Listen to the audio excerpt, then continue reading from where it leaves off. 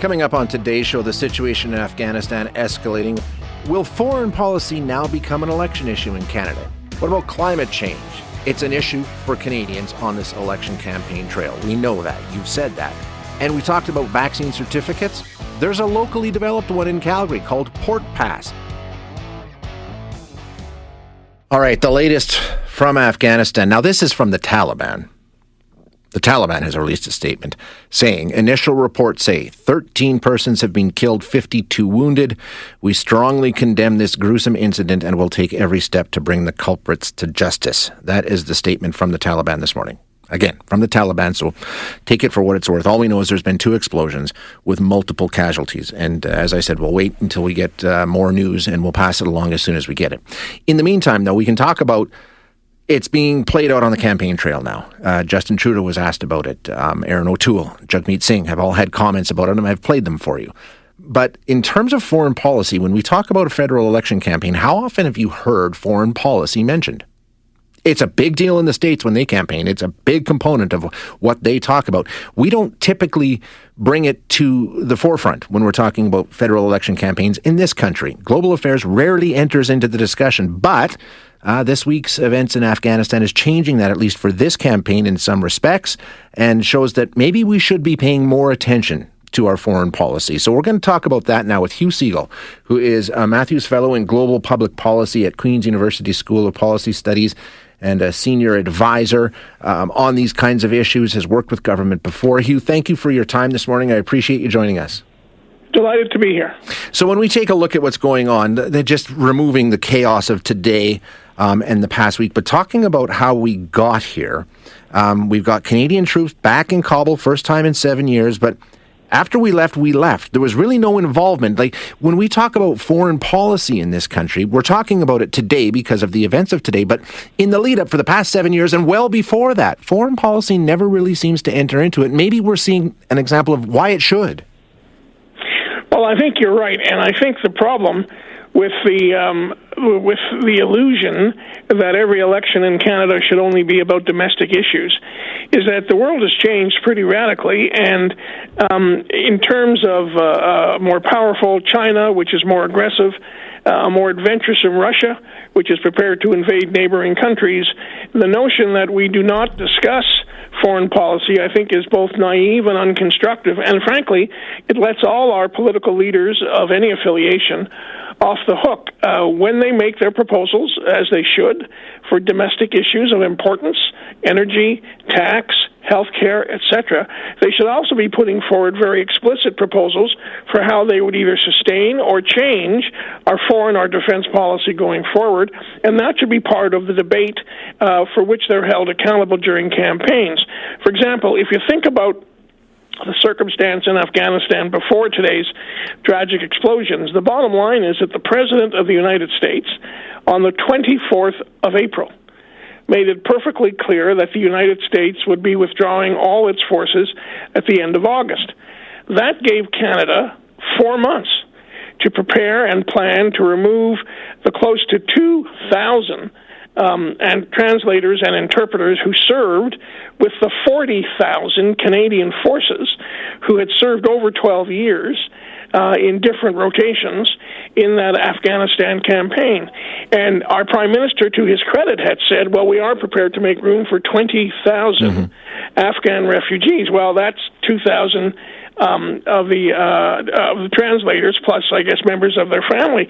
But what did we do between the 24th of April and now to get that airlift, if you wish, going and underway? I think the answer is probably not enough, and that's the sort of thing we need to discuss in a campaign.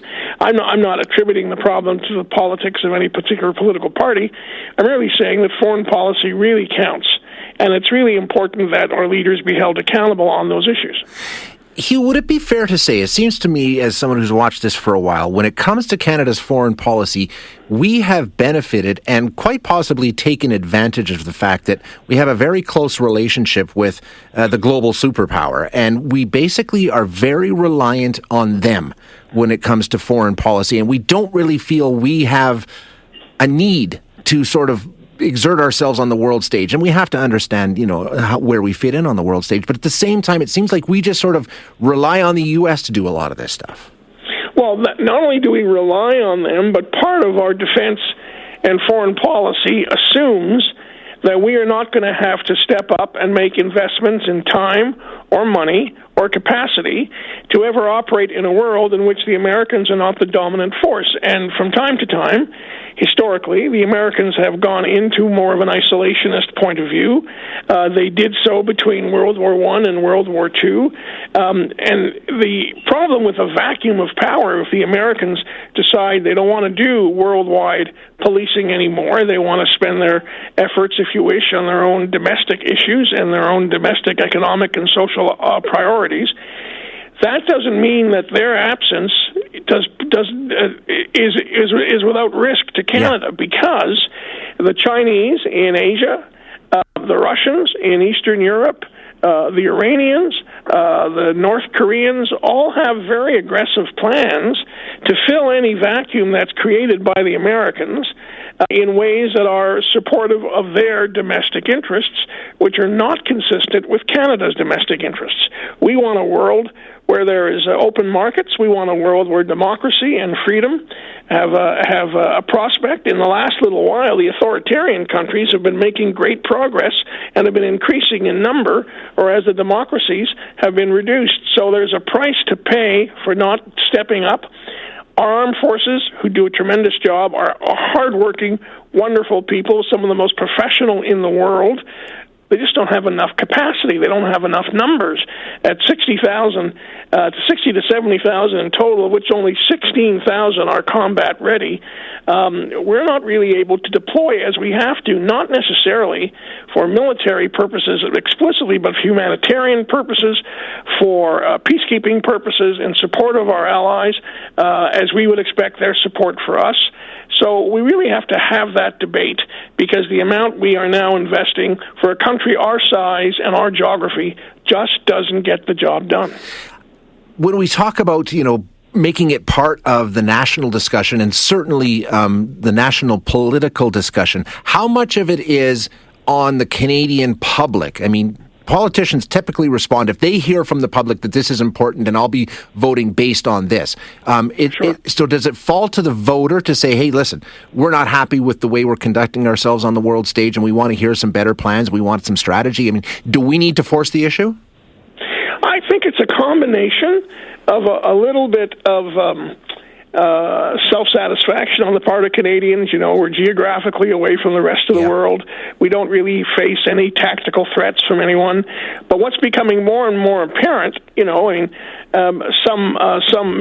months ago now, our international biointelligence operation was shut down, which meant that we didn't get the kind of early notice that might have provided on the pandemic, which has been such a huge economic and tragic impact in this country over that period of time. So not investing in that kind of international capacity does have domestic implications. And I would think that we're going to have two debates in this election. One will be in English, the other will be in French, and they will be perhaps 90 minutes long. But the challenge, of course, is how much of that will be spent on foreign policy. And I think what we need to do is see a context in which independent media organizations, people who are involved because they care about issues, begin to put together debates where the parties are invited to come and talk about foreign policy and defense policy. If you look at British elections, if you look at American elections, there's not two debates. There's a whole series of debates sponsored by various not-for-profit organizations to encourage Americans to find out about how their political leaders feel about critical foreign and defense policy issues. We do not have enough of that, and we should have more, and we need more. Now, what's going on in Afghanistan right now, it's all the talk of the country at this moment, but correct me if I'm wrong, Hugh, I don't think this is the kind of thing that will change Canadian thinking to, we need to bolster our defense forces, we need to change the way we operate, we need to do all these sorts of things. I think this will fade away, sadly. Let me disagree. I think you're generically correct. However, I would expect that when a new parliament is elected, whoever happens to be the Prime Minister, there will be a desire on the part of parliamentarians to do a full review and series of hearings as to why the evacuation effort on the part of Canada was so minimal and why it achieved so little, and what planning was done, and that may provide an opportunity for a broader discussion for the country and the media about what should or should not have happened, and that may be constructive in terms of making the right decisions going forward. Interesting, yeah, but don't you think there's just a natural aversion among Canadians to being more of a military force? And I think we recognize the value in it, but we do rely on the U.S., and I don't know, am I wrong in thinking that your average Canadian isn't somebody who's going to be happy with our government spending on military to the level that the United States does, for example? Well, I don't think there's almost no countries in the world who spend at the American level. But even if we spent at the level of our British allies or at the level of our French allies, we'd be spending about twice as much as what we're now spending. We now spend less than, think about this, 2% of our gross domestic product. 2%. Other countries spend 10% or 15%. If we merely spent 3%, that would almost double our capacity to deploy for humanitarian and other purposes. And let's be clear, in the last few months, we've seen Canadian forces deployed to help fight fires. We've seen them deployed to go into nursing homes during the worst part of the pandemic to do work that couldn't be done. We have deployed them to places like Haiti when there were needs for humanitarian support. So I think Canadians do believe that Canada, as a country of substantial economic capacity, part of the G8, should be able to do that when necessary, and the notion that we can't, I think, would bother Canadians, and I think a proper debate during a campaign on this issue would bring that to light. So I don't underestimate Canadians' concern for the larger world. I think, like any country, we worry about our own circumstance first, and that's perfectly understandable, but I really do believe that the world is shrinking, and the threats from the authoritarian countries, like China, like Russia, like Iran, are growing dynamically, and I think Canadians worry about that and what that means for their kids' future, for markets, for the ability to Canadians to move around the world, for the protection of freedom and democracy. So I'm optimistic that mindset that you referred to, which I think you're quite accurate about, can change. And this week's events, you think, could crystallize that and would sort of push it to the forefront, at least for this campaign, make it a talking point, at least. Because it's about human beings. Yes, right? yeah. This is not some abstract notion. This is about human beings waiting in a sewage ditch to try to get into an airport, waving their Canadian papers, and not getting anybody to respond. That's something I think every Canadian can understand and identify with. Great discussion, Hugh. Thank you so much for your time today. I really appreciate it. All the very best. Thank you. That is Hugh Siegel, who is the Matthews Fellow in Global Public Policy at Queen's University School of Policy Studies and a senior advisor at Aird Burles LLP.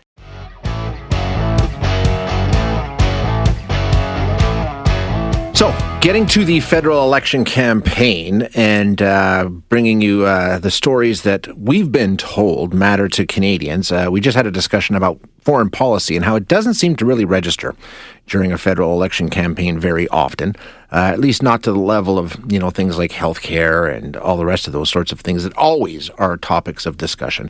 When Canadians were asked about what's important to them during this federal election campaign, one of the things that was very high on the list was climate change. It's on the minds of a lot of Canadians. What are all the governments doing in terms of dealing with the changing climate? And as we know, all the parties have basically come together with some sort of platform, some sort of discussion around this. So what we're going to do here is talk about what they're talking about doing, not necessarily in terms of stopping climate change, but how would they encourage Canadians to adapt to what's already happened, which is an interesting discussion. We've had it a few times in terms of the drought that we saw this summer and the wildfires and things like that. Okay, how do we make ourselves better positioned to deal with some of the things that we're now facing? So we're going to have a discussion with Robin Edger, who is the National Director of Climate Change for the Insurance Bureau of Canada. Robin, thank you for your time this morning. Appreciate you joining us. Thanks for having me, Shay. Now, before we get into the election component of this, first of all, I didn't know the Insurance Bureau of Canada had a national director on climate change, but it makes perfect sense. Just give us an idea of what you do in your role. I imagine this is a major consideration for insurance companies. It really is. I mean, annual insured losses in Canada last year were $2.4 billion from severe weather alone, which is about 6 times higher than it was in the 80s or 90s. And, as you mentioned, climate change is only getting worse. We can only imagine where those numbers would go. So even beyond just good corporate citizenship, because severe weather from climate change impacts insurers' bottom lines so directly, they're incentivized to deal with the issue and help governments deal with the issue. And that's why, frankly, insurers have been ringing the alarm bells about climate change for decades. Yeah, exactly. It affects you, the bottom line, in a big, big way. And you're right. When we talk about wildfires and floods and all those sorts of things, when we always talk about the most expensive insurance incidents in our country's history, that's always what it is. It's always something natural that's done it. Fort McMurray fire, things like that. Oh, yeah, absolutely. And we've seen, summer after summer, we've seen these kinds of events. Obviously, it's become quite acute this summer in BC with all the wildfires. And, we saw in Lytton, the town beat Canada's previous heat record by 4 degrees, which climate scientists say is a 1 in 1,000 year event that couldn't happen but for climate change. And of course, after beating the record, it beat the record the next day, beat the record the day after that, and then burned to the ground the day after that. So yeah, the impacts happen every summer. And I know, being in Edmonton and being as close to Fort Mac as you are, you and your listeners don't need to be told that. No. Exactly, yeah. So let's take a look at what we're hearing on the campaign trail from, at least we'll do the big 3. We'll see how much time we have. But when we talk about what they're doing in terms of adaptation policies, we always hear a lot of talk about mitigation and carbon taxes and all the rest of that sort of stuff. And in a lot of ways, people are saying we need to focus more on adaptation. At the same time, at least, that needs to be a common discussion. So let's start with the Liberal Party. Are we hearing a lot of them in terms of this is what we're going to do to deal with the reality that we're living in now? Certainly more than we've ever heard before. As you say, adaptation has sort of always been the poor cousin in the relationship with mitigation. But we saw just last week the Liberals announced that they're going to expand their home retrofit program that right now homeowners can use to access funds in order to make their homes more energy efficient. Now they'll be able to access those funds in order to make their homes more climate resilient. So that's a big step. They've also announced that if reelected, they would institute a home rating system where, right now you can have an inspector come into your home, do an EnerGuide rating, where, again, they would be rating the energy efficiency of your home and then giving you certain steps that you can take to make your home more energy efficient. With this program, it would be a similar program, but for climate adaptation. So, they would look at your home, and then at the end, depending on where you are geographically and what perils you're exposed to, they would be giving you steps you can take to reduce your exposure to flooding or wildfires or any other impacts. Okay, all right. NDP, I know they're really big on the mitigation side, really big, but I can't think of anything they've talked about in terms of adaptation. I haven't seen anything yet. We're still only early on in the campaign, so perhaps they're going to be rolling something out. But yeah, as of right now, I haven't seen anything yet in their platform. Yeah, and when we take a look at the Conservatives, we know that there were some issues with them around climate change, and not all the parties on board to the same extent. But the leader is coming out and talking a lot about climate change. I think he recognizes it is important to Canadians, and he takes a look at that polling and says, okay, Canadians say this is an important election issue. We need to be on board. So what are they doing in terms of adaptation? What have they brought forward so far? So in their policy platform, they've brought forward the idea of a national disaster resilience advisor. So that would be somebody who would play a central role in terms of organizing all kinds of actions within government to focus on and deal with climate-related disasters. So right now, this is an issue that cuts across many departments. Some departments focus more on disaster response. Some focus more on climate adaptation and resilience. This would be a person in office who would coordinate all that action and get everybody pulling in the same direction. So we think that would be important. And I think just as important, particularly as the polls have narrowed, is that in their policy platform, they've said that they will do a number of things that the federal Liberal government has already done.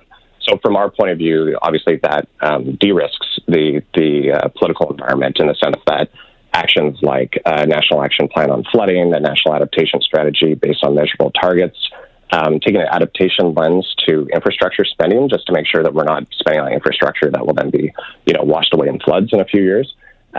Those are actions that have already been taken by the federal Liberal government, and that the Conservatives in their platform have said that they'll undertake as well.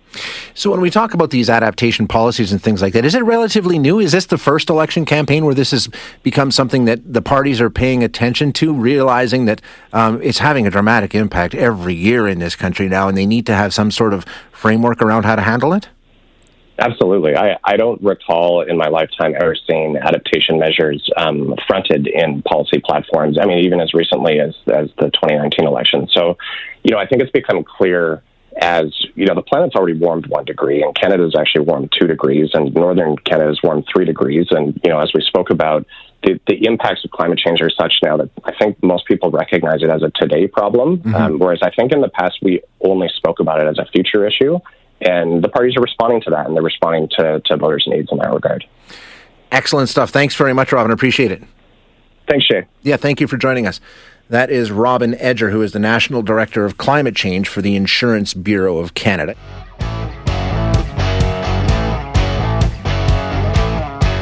The whole vaccine, proof of vaccination plan, how's that going to work? And again, this is not a discussion about whether it's the right way to go, the wrong way to go. That ship has sailed, my friends. It's been brought in a number of different places, a number of different businesses, a number of different employers, on and on. The list goes, and there's more and more at it every day.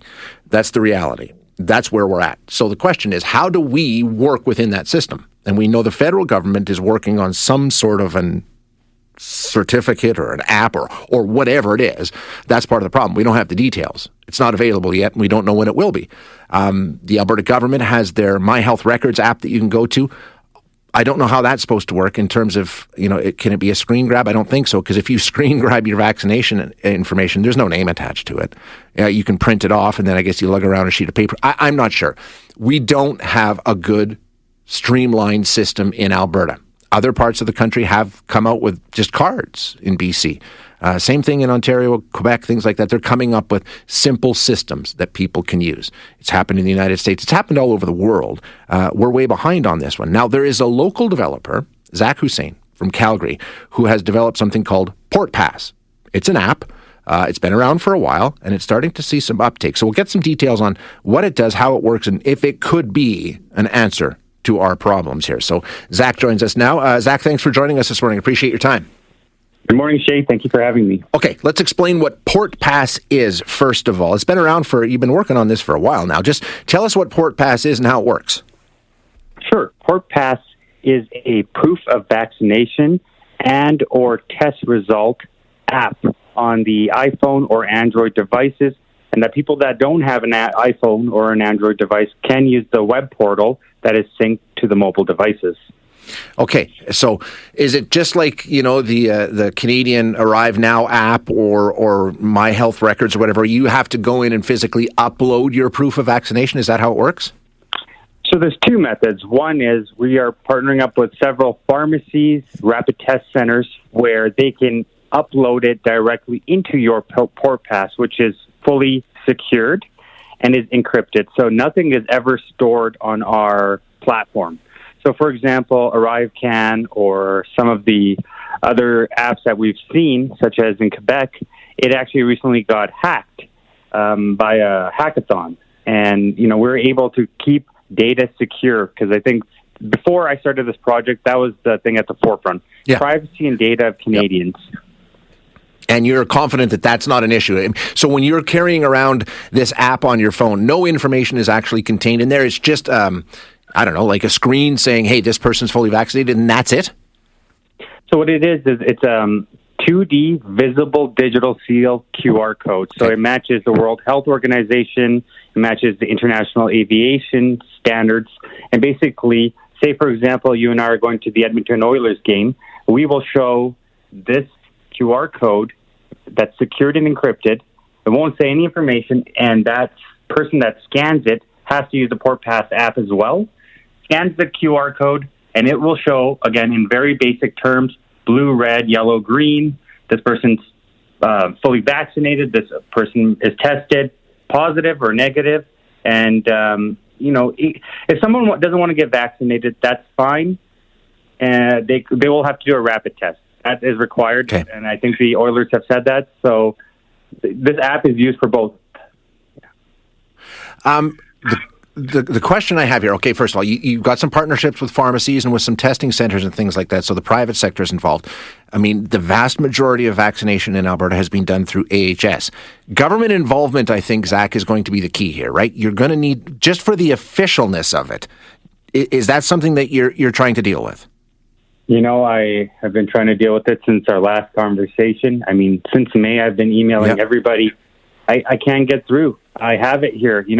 It's really hard because from the federal level, no one's listening, and they keep giving me the round of around. And from a provincial level, of course, at least give me a little bit of leeway here to say, hey, guys, if you are using or wanting proof of vaccination, please look at this. If we're not going to create an app, then it's here. It's already here. What's a little frustrating is so BC just announced last week that they're going to be using a vaccine passport of some sort. Ontario's looking at this.